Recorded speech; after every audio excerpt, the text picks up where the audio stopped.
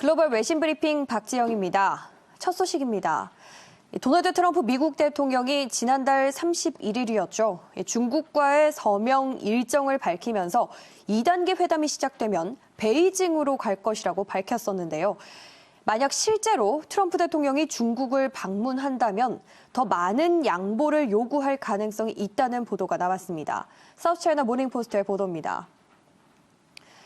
트럼프 대통령이 예고한 중국 방문 때 미국산 제품의 추가 수입과 더불어 구조 개혁 등 더 많은 양보를 요구할 것으로 보인다고 보도했는데요.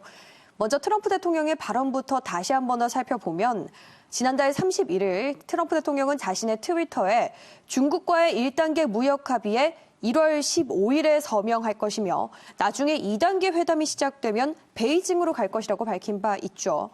이에 대해서 중국 내 전문가들은 트럼프 대통령이 중국 방문 시에 기존 예상보다 더 많은 양보를 요구할 것이라고 전망했습니다.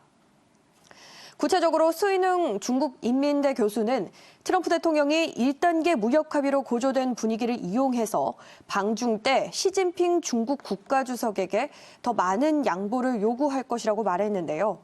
이 미국산 제품에 대한 중국 간의 수요가 그렇게 크지 않더라도 미국은 중국이 더 많은 미국산 제품을 사길 원할 것이라고 전망했습니다. 이뿐만 아니라 2단계 협상에서 논의될 것으로 관측되고 있는 이 중국 정부의 국영기업 보조금 지원 금지의 경우 역시도 중국 측이 가장 민감하게 여기는 사안인 만큼 오는 11월에 예정된 미국 대선 전까지 이 합의가 이루어지기는 힘들 것으로 관측되고 있습니다. 자칭거 베이징대 국제관계학 원장은 설사 트럼프 대통령의 방중이 이루어진다고 하더라도 이 화웨이를 비롯한 중국 기술 기업에 대한 미국 정부의 제재 등 민감한 사안을 둘러싼 갈등이 쉽게 해결되기는 어려울 것이라고 전망을 내놨습니다.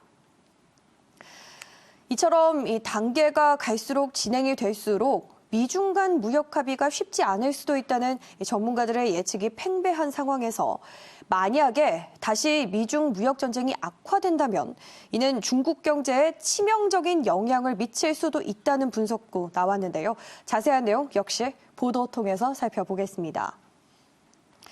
2020년, 즉 올해 중국 경제의 최대 리스크는 바로 미중 무역 전쟁이 악화되는 상황이라고 중국 내 전문가들은 입을 모았는데요.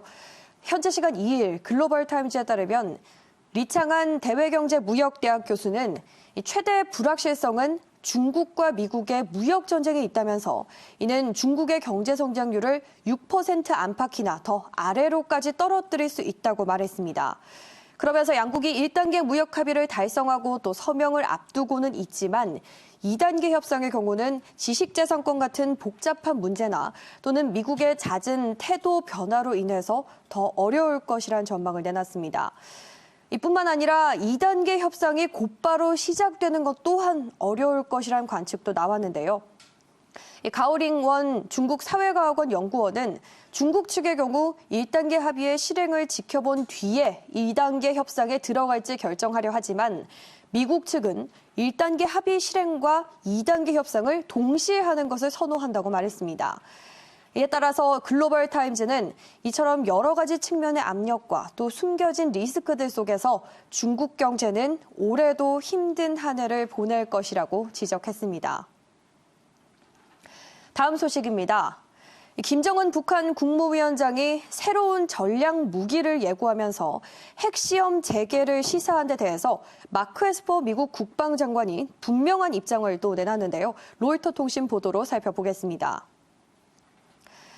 마크 에스퍼 미국 국방장관은 현지 시간 2일 이 한반도 비핵화를 위한 정치적인 합의가 최상의 길이라면서 김정은 북한 국무위원장에게 도발 자제를 촉구하며 북한의 협상 테이블 복귀를 강조했는데요. 구체적으로 이 발언들을 좀 살펴보면 이 북한과 관련한 최상의 경로는 한반도를 비핵화하는 정치적인 합의라고 생각한다면서 우리는 그 길 위에 있고 또 그 길 위에 계속 머물기를 원한다고 밝혔습니다. 그러면서 김정은과 또 그의 지도부 팀에 협상 테이블에 다시 와서 앉을 것을 분명히 촉구할 것이라고도 말했는데요. 또 군사적인 관점에서 필요하다면 우리는 오늘 밤에도 싸울 준비가 돼 있다고 밝혔습니다.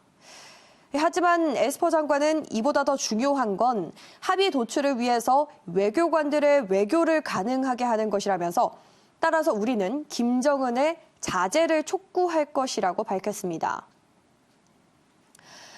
이처럼 북한이 핵미사일 시험 재개를 시사한 것과 관련해서 유엔 사무총장도 깊은 우려를 표명하고 나섰는데요. 마지막 뉴스 살펴보시죠. 안토니오 구테레스 유엔 사무총장은 북한이 핵미사일 시험 재개를 시사한 것과 관련해서 깊이 우려하고 있다고 유엔 대변인이 밝혔는데요. 구체적으로 스테판 두자렉 유엔 대변인은 유엔 홈페이지에 올린 성명서에서 유엔 사무총장이 유엔 안보리의 관련 결의안에 따라서 핵미사일 시험이 재개되지 않기를 강력히 희망하고 있다고 말했습니다. 이어서 핵 확산 방지는 이 세계 핵 안보의 근본적인 기둥으로서 반드시 지켜져야 한다고도 강조했는데요. 유엔은 안보리 결의안을 통해서 이 북한의 핵실험과 또 모든 종류의 탄도미사일 발사 시험을 금지하고 있죠.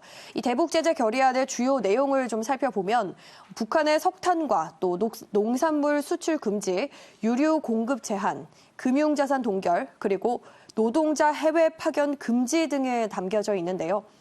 유엔이 이처럼 대북 제재를 규정한 안보리 결의안을 언급함으로써 북한의 도발 중단을 촉구하는 메시지를 보낸 것으로 외신들은 풀이하고 있습니다. 글로벌 외신 브리핑 1부에서 준비한 순서 여기까지입니다. 저는 잠시 후 2부에서 다시 찾아뵙겠습니다.